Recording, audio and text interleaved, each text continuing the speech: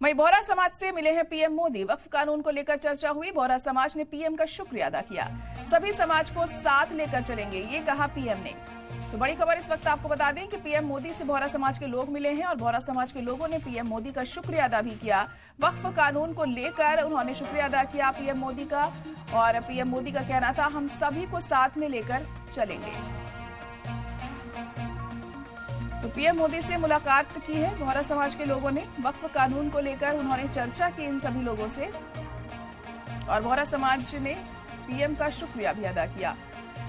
इस दौरान पीएम का कहना था कि सभी समाज को साथ लेकर हम चलेंगे।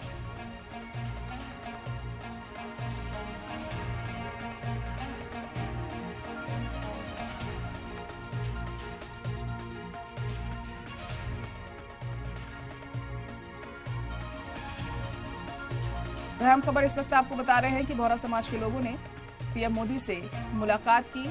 एक तरफ जहां वक्फ कानून की जो मुखालिफत है वो लगातार जारी है मुस्लिम तंजीमों के जरिए, तो उसी दौरान बोहरा समाज भी पीएम मोदी से मिला और उन्होंने वक्फ कानून लाने पर शुक्रिया अदा किया पीएम मोदी का।